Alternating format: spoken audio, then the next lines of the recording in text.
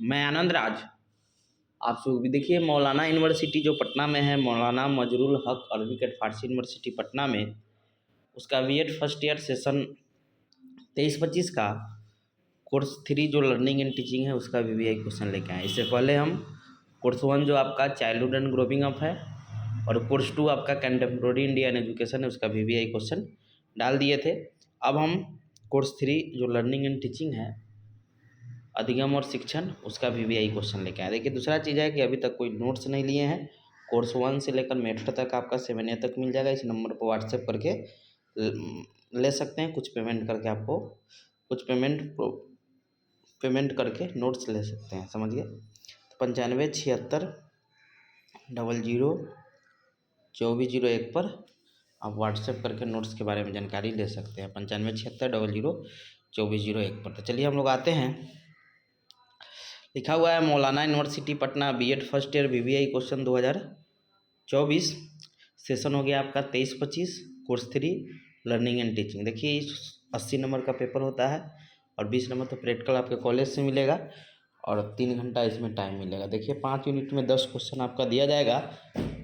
प्रत्येक यूनिट में 2-2 प्रश्न और आपको एक एक प्रश्न का चयन करते हुए प्रत्येक यूनिट से कुल 5 प्रश्नों का जवाब देना है। तो देखिए पहला यूनिट में एकदम बहुत वीवीआई क्वेश्चन है आपका कि अधिगम से आप क्या समझते हैं, इसके विशेषता और प्रकार का वर्णन करें। बहुत वीवीआई क्वेश्चन है, लर्निंग से क्वेश्चन रहेगा ही रहेगा। तो अधिगम से आप क्या समझते हैं, इसके विशेषता और प्रकार का वर्णन करें। दूसरा क्वेश्चन है कि अधिगम के व्यवहारवादी सिद्धांत, ऐसी क्वेश्चन कैसे भी पूछ सकता है कि थॉर्नडाइक के प्रयास एवं त्रुटि सिद्धांत का वर्णन करें। समझे, दोनों एक ही क्वेश्चन है क्योंकि थॉर्नडाइक जो थे वो व्यवहारवादी मनोवैज्ञानिक थे। तो अधिगम के व्यवहारवादी सिद्धांत या थॉर्नडाइक के प्रयास एवं त्रुटि सिद्धांत को लिखे।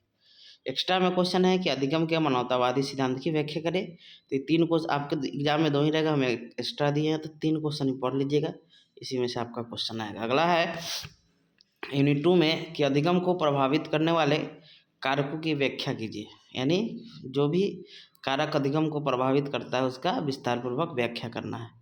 चौथा क्वेश्चन है कि अभिप्रेरणा से आप क्या समझते हैं, इसके प्रकारों का वर्णन करें, यानी जो प्रकार है टाइप से उसका वर्णन करना है। और एक्स्ट्रा में है विस्मृति से आप क्या समझते हैं, साथ ही अधिगम हस्तांतरण ट्रांसफर ऑफ लर्निंग का वर्णन करें।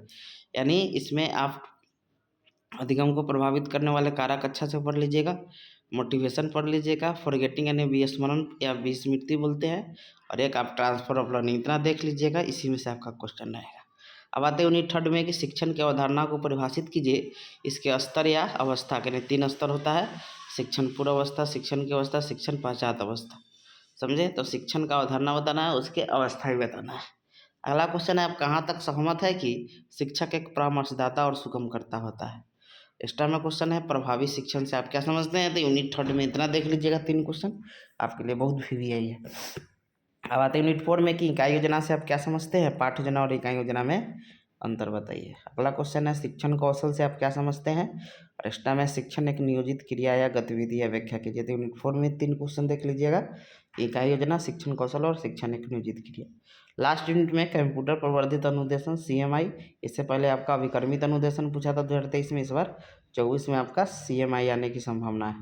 10वां है कि शिक्षण सहायक संसाधन या सीखने के संसाधन का वर्णन करें। और एक्स्ट्रा में शिक्षण नीतियाँ, यानी आपका क्वेश्चन आएगा शिक्षण नीतियों का वर्णन करें। तो वही है कि शिक्षण नीतियों का अर्थ, परिभाषा एवं विशेषता का वर्णन करें। इतना क्वेश्चन देख लीजिएगा आप, समझे। आपका इसी में से क्वेश्चन रहेगा। नोट्स लेना होगा तो 9576002401 पर आप व्हाट्सएप करके नोट्स के बारे में जानकारी ले सकते हैं। कुछ पेमेंट करके नोट्स प्रोवाइड करवा दिया जाएगा, समझे। तो जो भी लोग कोर्स 1, 2 का नहीं देखें वो भी देख लीजिएगा। कोर्स 3 कर दिया, एग्जाम भी आपका जल्द ही होगा। 4, 5, 6, 7 मेथड का भी जल्दी कर देंगे। Thank you.